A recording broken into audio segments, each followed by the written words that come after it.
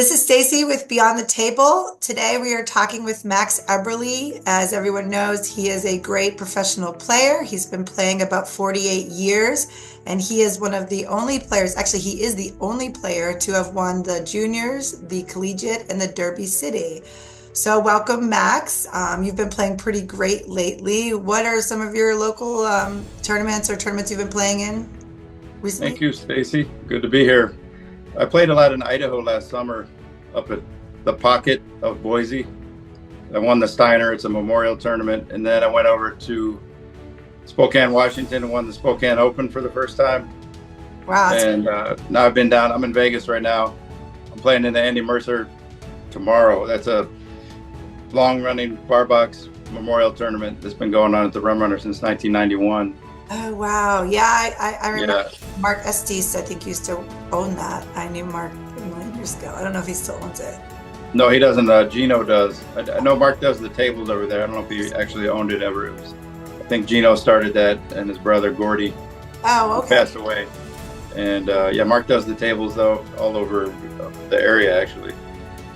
So we're all excited to talk to you about your mental game and find out a few hopeful hints that we can use. So we're going to kind of jump right into the questions. So we have some new questions. The first question is, why did you start playing pool? And how did that reason affect your game in a positive or negative light throughout your career? Well, I consider myself lucky because my grandpa was a great player from Ohio. So I started playing in his basement. And my dad was really an awesome player, good enough to be pro, but he had health issues, so he didn't really make it that far. But he could run like 75 balls in straight pool, 5 racks of 9 ball. My grandpa could run 100 balls in straight pool all the time, and his specialty was 15 ball rotation. And so growing up around, my uncle Dave and my cousin Charlie, Danny, my cousin Danny. I have another uncle named Charlie. And I got a brother, Steven and Will. And so kind of like everybody plays, all the guys in the family. And Allison's pretty good. But so, yeah, it was just a good environment. And then I got hooked on it. And when I saw Mike Siegel winning the Resorts International, I think it was 1984 on TV, they're all wearing tuxedos and he's winning $40,000. I was amazed. It looked so glamorous to be a professional player. So that's when I decided to be and to have, my grandpa and the rest of my family supporting me was pretty awesome. So I think it was kind of a natural fit for me. So I think it's all been positive, My mom would drive me to tournaments around Virginia. And so she supported me, and my stepdad, Tom, he put me through college, although I did win. When I won the juniors, I got a $3,500 scholarship, so I did pay for one semester from playing pool in college. Oh, wow, that's great. Yeah, definitely having support, and then that will definitely help you throughout like tough times in pool when you need to draw on people that have been there for you, and you know that you're not going on it alone. Yeah, big time, right? We don't have a driver's license when we're kids, so our mom has to take us around, or somebody. Yeah. Has to drive us around, and the money, my grandpa, I would just go to Ohio for a couple months at a time every summer and just practice. So all my meals and rent, I didn't have to pay rent because I'm living at my grandparents, and the tables in the basement. And my grandpa's there to teach me. And my uncle gave me that Robert Burns standard book on pool and billiards. Oh yeah, I have that one. Yeah. That's a great book. I started that when I was 15, and then just went through from page 1, learned the shot, page 2, just did every page in the book. And that's why my game took such a huge jump from 15 to 16. Okay. Really, because there's resources like that out there that people aren't taking advantage of. Like, you should literally get a good pool book and open it up and start on page 1 and then master that book. Right. And then, you know what I mean? Yeah. When like I said, I'm not anywhere near pro or anything, but I've been practiced with a lot of people, including you, and people who have helped me over the years. And yeah, you just really have to just to even be a medium player, you have to study and practice and do drills and all of that. It's a lot, and the mental game is really important because you can have all the skills in the world, but if you can't operate under pressure, if you don't have tools to draw on when you're in a tough situation, Hmm. that's part of being a good player. It actually leads into our second question. Our second question is, when you're not feeling great and you have to play an important match, what are some of the mental tools or thoughts you go through in order to perform at your best when you're just not feeling it? Well, do you mean like during the match or like before the match? It could be either. Some people, like, they're before the match they do something, or maybe during the match something happens and you just kind of start feeling bad. So either or, like sometimes you're just having a bad day and a big match is coming up and you're like, oh, I really don't know if I can get into the zone and that kind of thing. Yeah, I mean, the zone will be great. I mean, but it'll be good enough just to perform your game, you know. Right. But a lot of it's preparation, mental preparation, talking to yourself, telling yourself. I call it future casting. You could actually talk to yourself as if the match is already over and that you already won. Like even from the third person, you could be like, Stacey just beat Allison Fisher. Oh wow! And then you just go through that in your head, like as if it already happened, so your mind can see the possibility of that happening. Right. I've done that before at finals against a tough player. I just kept telling myself, I'm not going to mention the player, but I said Max Eberle beat so and so, and then I imagined that the people were talking about it like in past tense because everybody always wants to know who won a tournament. Right. And then you can just say, oh, Stacey won the tournament. Stacey won the tournament, like it already happened. And then you get used to the idea. That's actually great advice because I know there's a lot of studies on visualization, and they do that with basketball players, professional basketball players, and some of those guys. And they say like they visualize making the basket for the winning shot and all that before the game, and then your body and your mind kind of like go along with that because your mind doesn't know the difference between imagination and reality. So it's kind of crazy. Like I study a lot about that stuff, and that's why virtual reality, or that's why you get nervous before you do something because your body is reacting to how you're thinking. So if you really believe you can win and you really visualize it, and you're getting yourself to believe that reality is a possibility, then you act according to that. And so that's great advice, and I think that's really important for especially low level or beginner players, or even juniors as they're practicing to become competitive players, to incorporate that as part of their practice, because just doing drills and just being a good shooter is only going to take you so far. Without that mind game, you're really at a deficit. Yeah, and if you could practice as if you're in the actual match that you're going to play, I mean that'll be well before the match. Right. But that's good. I've had some success with that, and so have other players where when you're practicing, you're shooting for you, and then if you miss, now you're shooting for the other guy. Like say it's Buddy Hall in your mind, and then when he misses, now you're up again. I know some of the juniors back in my day, like Charlie Williams and Michael Coltrane, they used to do that because they've talked about it. Yeah. And I used to do that a little bit also. But one thing you can do in a match, like say you missed a few easy shots or something. What's been helpful to me is just to switch it up a little bit and focus on your process. So I've actually changed my aiming system so that I could completely be focused on my process a little bit more instead of focusing on the bad results you've got. Oh. So like say you're using ghost ball, or you thought you were using that and then it just wasn't working, but really you're probably nervous, but now you're down 5-2 in a match, and you lost a lot of confidence. First of all, you never give up. Second of all, like you just switch your aiming system completely. Now focus on the contact point. So now walk over to every shot, look at the contact point, get down and just think about the geometry of the shot. Mm-hmm. And that'll give your mind something to be occupied with, and something that actually is going to work and is a clear target.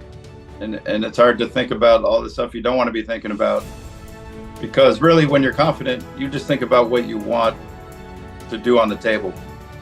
Right. You're not going through all these other like bad scenarios that might happen. Yeah, and that's true. Like you get what you think about, and you have to have tricks like that to kind of once you're in like that momentum of starting to like, oh, I'm missing good easy shots and I'm down. Like you have to turn that momentum around and taking action by like focusing and aiming. I think when I must have been like 2018, but I was watching Dennis Arcolo, and he every shot. I think he was playing Niels. I can't remember, but I think it was, and he would go every shot, make sure perfect comp checkpoint, perfect aim, and this and that. And he would walk around. And it's like, it's not that he doesn't know where to aim. He's just doing that as, practice to make sure he's in the zone. And he's really like robotic in the sense of like in a great way where you're just able to go up and do the same thing on every shot. And it really centers and calms your mind. And you really have a good system to rely on that. Even if like that stuff started happening, I mean, there's times, and like I said, I'm just a low player, but when I'm in a match, and I've been down before, I think I won like a 600 bracket at home, and I was down 6-0 against this guy at home in Boston, and I did the same thing, and I said, I told my boyfriend, I said, I don't know if I'm going to win or not. I said, but I'm going to try something else, right? I'm just going to try, and I kind of did what you did. I was like, telling myself, you know what, like I can run a few racks, right? I'm not terrible. Like this guy's good, but it's fine, because I was like in the low bracket. And at first I was the lowest player in the bracket, and I'm like, I should be in the 550 and under, but I was like a 552. And they were like, no, that's it. Cutoff's at 550, right? I'm like, but that happened, and I ended up beating the guy 7-6, and Nice. ended up winning that part of the bracket to go to the next bracket, and it was so crazy. And I said, like, it's like if I can do that, like as a lower player, I'm thinking the pros, it's like the stuff that you can accomplish is amazing, right? With your mental game. And I want all of the players to see all these great things that you guys can do, because it's really a lot of work to get where you've been. So. Yeah, you never want to give up. I know that is a cliche, but too many pool players, you can see they kind of give up a little bit when they're down in a match or a little bit behind, and then also start complaining. The body language gets bad, and they might not be trying 100%. Like one thing Michael Jordan said is, I can't accept not trying. And he's mainly referring to his whole career, like to not try to be the best or whatever.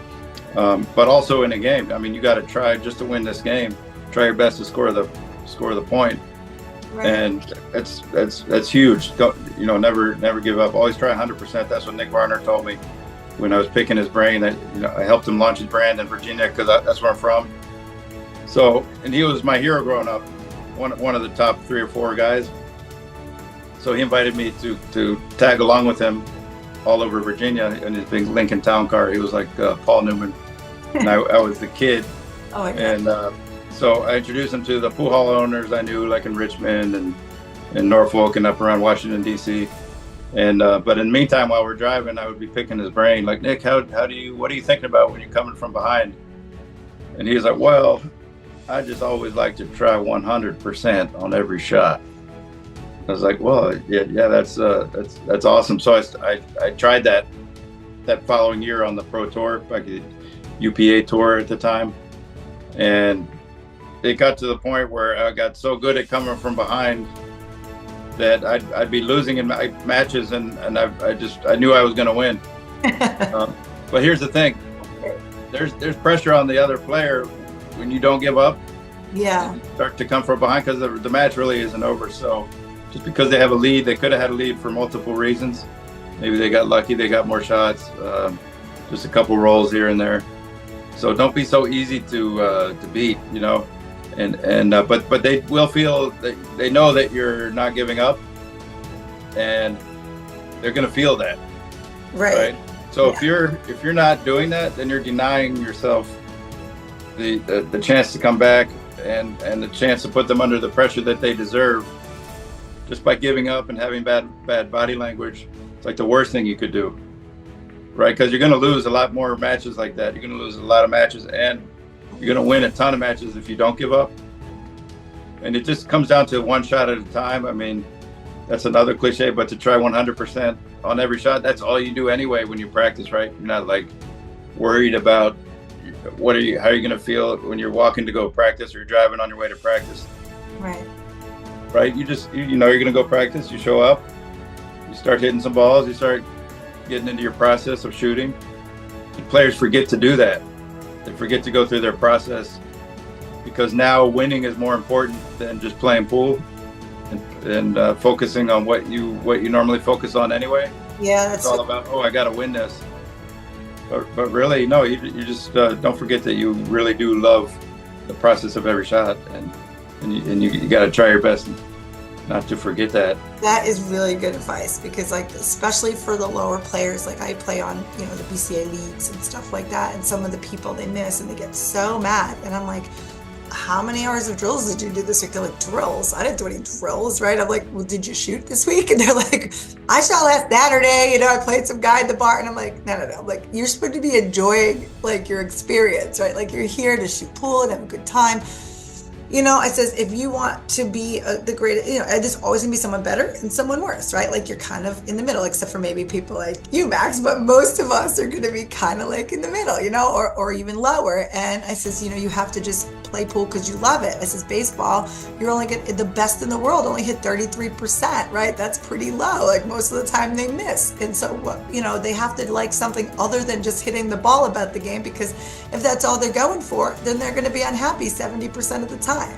So you have to find something that you really love about the game, like you said, the process and the shooting and hearing the balls click and learning the experience and all of these things, right? Like, I don't know, for everyone it's different, but for me, it's the whole thing, right? About like being a better person, right? And like, how do I use this game as a part of who I am? And so I learned these things from talking to people like you, and this is why I want this channel, so people can kind of ask themselves the same questions, right? And maybe improve a little bit more on who they are and what they're doing, because you only get so much time here on this earth, right? And then that's it. Well, that's true. And if they don't practice, they don't really deserve to feel all bad and angry, because they haven't earned the right for that. Like Yeah. if they practice their ass off, like big time, and then they played bad, well, they have a little bit of license to feel bad about it, and maybe a little angry. But even then, you don't want anger to be your driving force. Right. So anyway, and this leads into our last question. Perfect. So it says, do you believe that being good at the mental game is also relative to how you think about life or deal with difficulty in life? Yeah, I think so, for sure. Or it might be a reflection of how you deal with difficulties in life to some degree. But I think it can help with all aspects of dealing with problems in life. Right. Have you ever heard of how you do one thing is how you do everything? Like I say, if you're going to be a maniac all day long and think you're going to be a relaxed, peaceful pool player, it's probably not going to work that way, right? Because it's like, you're under pressure on the 8 ball. How much confidence do you have in yourself? Do you have confidence in yourself during the day, who you are when you're put under the spotlight? And then how does that correlate to that pressure and confidence on the table, right? Like, and I think just, from nothing, but just for me, and from talking to people, I see that it does correlate, right? Like who you are and like you said, your parents and all the support you've had and all of the things that you've experienced in your whole life culminate for you as you introspect on the table, shooting that ball, or like, what you said, what are you shooting for, right? What are you here for? And I think it all comes together. And I think that the pros, like you and some of the other pros, do it better than some of us amateurs who don't make those connections all the time. And I think it's important to make those connections. Well, let's see, you're right. I wrote a little book like 25, 30 years ago. It's called Yes, but How Does It Relate to Pool? So everything in life, I would draw an analogy to pool. Okay. Because that was the most important thing to me, is pool, right? And so I could see little influences in everything. Like, how can I relate that to pool? So that kind of goes in with what you're saying. Oh, before I forget, you're only as good as your last shot. This kind of goes back to the last question. Yeah. Right. So I forget where I read that or heard that when I was younger, about some good player said that. But you can't just, just because you have some success in the past doesn't mean that you deserve to make this shot right now or run the table, or that you're always going to be good or you're going to be good today. You got to focus right now, and you got to prove that you're good right now, right? Right. But you're only as good as your last shot. What that does is that brings you back to focusing right now on what you got to do right now to be great on this next shot. Reset. Yep. Yeah, and that'll actually what will drive you to be great player because you're always moving forward when you do that, right? Right. Like, why did Shane practice for 5 hours on the long shots, or why did I used to play 9 to 12 hours a day? Because I knew how good I wanted to be, Right. and that that's what you have to do to get there. You gotta really practice. Like, if you're not playing every day a little bit, then you're just not going to get there. You're not going to get well. First you got to know how good you're trying to be. But players who are who take lessons and they're trying to improve, but then they tell me they only play like 3 or 4 days a week, I tell them it's going to be pretty hard. And it's funny because 3 or 4 days a week is probably a lot. Like when I tell people, like I have a table at home, and I'm like, I don't play that much. Like I'm kind of staying the same, right? But I'm like, you have to practice 5, 6 days a week. They're like, what, right? Like to them that would be like ridiculous, right? Like they're like, I already play league not twice a week. I'm like, no, that doesn't even count. That's not even practice at all. That's just going to hang out with your friends and having a good time. There's no practice there. Nothing's happening. Yeah, you got to practice and make a quality practice where you're learning and trying, and that's where mentors come in and to see what's possible in the game. And you got to be disciplined to pick out where you want that cue ball to go every time. And you got to, when you miss in practice, you got to set it up again, shoot it not only until you can make it, but till you can make it a few times, where you really learn that shot and that stroke and do it with your head still and a nice follow through. And I mean, the standards have always been very high to be a great player, but now there's more great players out there. Right. But it doesn't mean that it's easy, right? It's still very difficult to become a great player, just because there might have been like 30 or 100 great players back in the day. Now there's like 500 or 1,000 or maybe A lot, yeah. 3,000 around the world. Yeah, with all the Depends on your definition of great.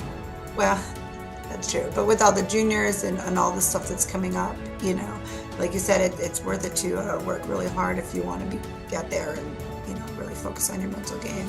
So Absolutely, and you should get good pretty fast in pool because you can, right? Because kids can do it because we have all this time in the world. But you still got to put the time in on learning the shots. Right.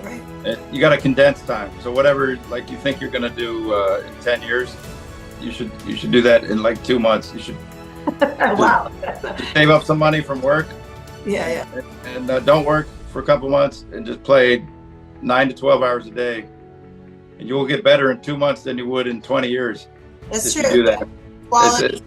Yeah, it's called immersion. They've done all the studies on it. You can learn a language in like 9 days, or any skill in much shorter time if you spend like 90% of your day doing that thing, improving. Right. That's really great advice too. That's something new. I haven't heard of immersion. I mean, I know like when you move to a new country, I've heard of it and stuff, but I haven't really thought of it in that sense as you just explained it. So that's pretty great. So I want to thank you for all of this time you've spent with us and all of these great tips you've given. And hopefully a lot of us can keep moving forward, and we're going to see you at some tournaments. I know tomorrow, like you have some great pool to play. So I'm hoping that you do well, and we will keep watching to see where you end up. Thank you. Can I plug a little offer I have real quick? Oh yeah, of course. Yeah. Well, I just want to send people to propoolacademy.com because I have an 8-day masterclass on there that you can pay just $1. It's $1. You can donate what you want, but the minimum is $1. So if you want the masterclass for $1, it's a great little masterclass, and check it out at propoolacademy.com. Oh, that's great. Okay. Yes, definitely. That is a really good deal too. I'll probably be taking you up on that. All right, cool. Appreciate it. No, it's been great talking with you, Stacey. Appreciate you asking me to do this, and we'll have to do it again sometime.